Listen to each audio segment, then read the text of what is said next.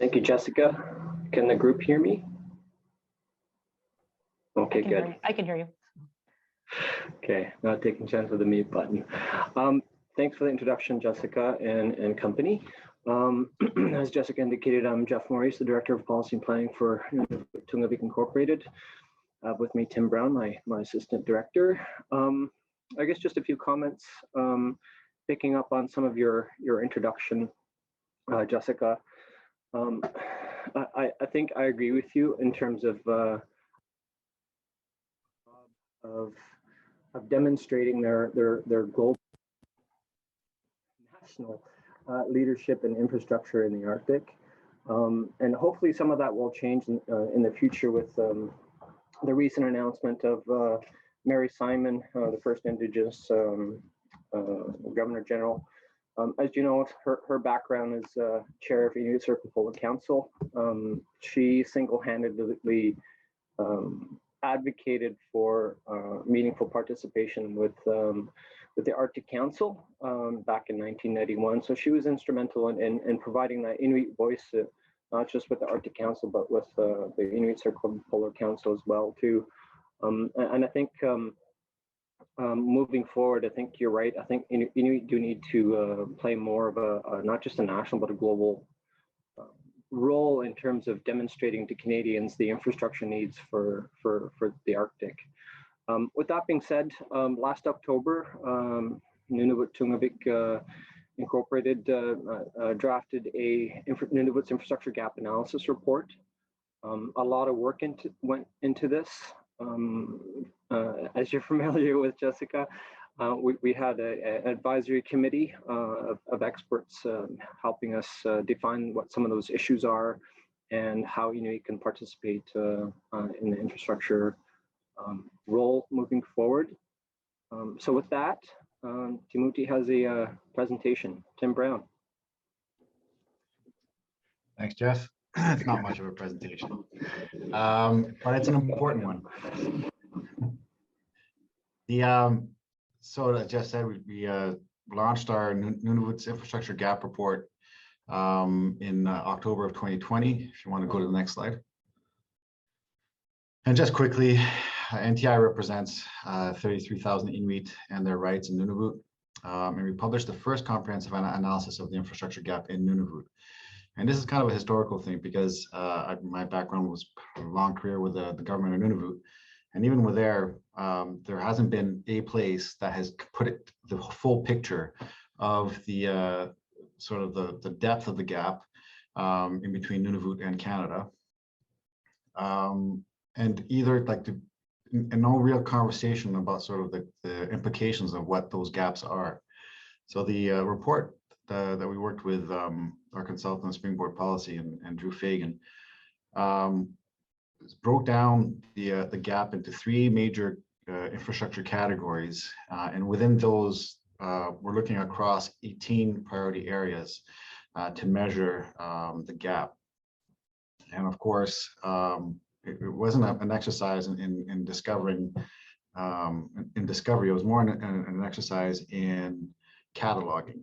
And so we were making sure that we could be able to talk about and communicate how inadequate and poor repair or absent the infrastructure is in Nunavut, and how substantially worse it is than the infrastructure found in other parts of Canada. So that really just that comparison.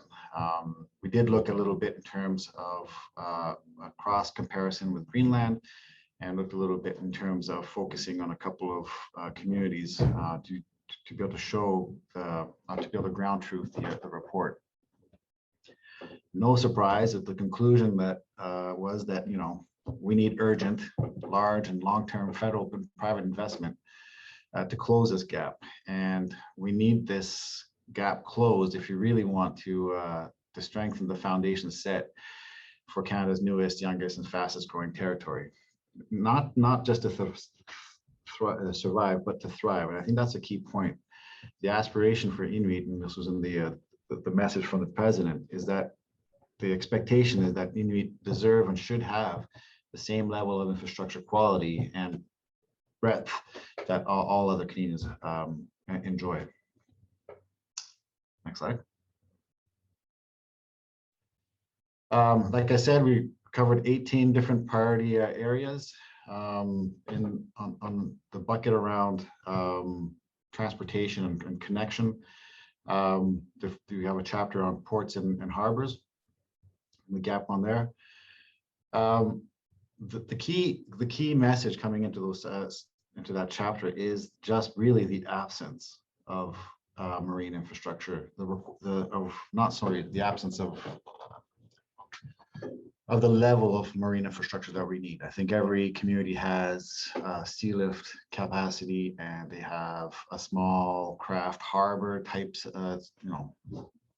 craft-ish harbor type of capacity, but nothing to the ability to be able to say, to point to it, to say that that is an actual harbor, or it's in, I mentioned in other speakers here today. There's one port being constructed near Iqaluit. There's 95 across the rest of Canada.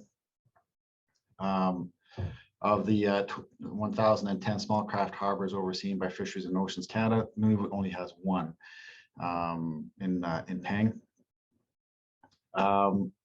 And really coming back to that comment I was just making, like the state of the community harbors that we have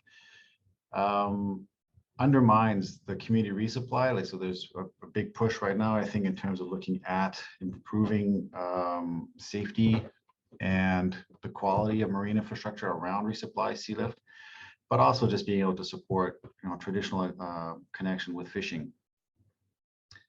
The state of our marine infrastructure limits our growth. So, for example, the lack of ports limits potential for future involvement in infrastructure. So if we were talking about realistically talking about bringing an underwater fiber network to the Arctic, we're going to need a lot more ports to be able to adequately maintain that other piece of infrastructure. So it's kind of one of the key points that we're trying to make in the report overall is just that a gap in each area impacts the other, and so reinforces sort of the depth of that other gap. And not having the quality of and state of our marine infrastructure right now is also contributing to a higher cost of living. So the fact that we don't have ports means that we're still dealing with what is called, the way that we've always done it, in terms of sea lift having to rely on tides and offloading from the seagoing vessels to what are they called? Sea lift tubs that can carry the cargo from the boat to the shore. So that's just a very labor-intensive process that would be a lot mitigated in terms of and reduce costs, operational costs, from on an annual basis. I'll just say from in my past life, the strategic issue that we have with infrastructure and in housing. When I was working for the Housing Corporation, it was kind of the argument there from a strategic perspective was saying that, maybe the Housing Corporation needs to be supporting pushes for better marine infrastructure, because those in the long term will reduce the overall construction costs affecting housing. And so that kind of conversation that we need to be able to get into and really demonstrate that impact of cross impact of the gaps in infrastructure. Next slide, please. I think as Josh mentioned, as Jeff mentioned, others have mentioned, ports are key to sovereignty and economic expansion. I know, Jess, we've had conversations about the fact of the gap is that, a smart port would be nice, but really what we need are ports. And we have demonstrated, we have proof of concept, like the Pangton Park has already demonstrated the economic potential that is being able to demonstrate in creating a fishery for that area. And gauging from the report that Josh was talking about, the Deloitte report, in terms of the prioritization of Inuit infrastructure, of the 19 immediate priority infrastructure projects submitted by Nunavut Inuit to ITK, 2 reports with a combined estimated build cost of $704 million, which demonstrate the huge opportunity there for investment and for being able to play with the broader economic development for Nunavut and the country. And it's interesting to note also, like coming back to the point about the impact or the reason for these things, both of those projects that were submitted are focusing on being able to participate in the extraction of resource or the resource sector. So a major project, that the collaboration between QIA and the government of Nunavut, Department of Economic Development and Transportation, is on the Qikiqtarjuaq port, or port in Qikiqtarjuaq, aimed at stemming the economic leakage from fisheries that is going to other areas, and to be able to really recapture those benefits from the growing and strengthening fishery sector. And the other one is out in the west in the Kitikmeot, looking at a port and road project for Grays Bay. Sorry, I should say Grays Bay Port and Road Project, to unlock the mining potential of the Kitikmeot area. And I know, and to Harry's point that you mentioned earlier, the Tunngavik is also looking for major ports in order to be able to support their mining sectors in that region also. So that's basically, in terms of like the key point here is that like Inuit have aspirations for infrastructure. The Inuit are living the daily consequences of not having that infrastructure. And it's important that Inuit have that seat at the table to be able to really control the way that infrastructure is being developed in the area, so that it is infrastructure that's being built, if it's being built for Canada, for Inuit, by Inuit. And I think that's a key point to leave you with right now.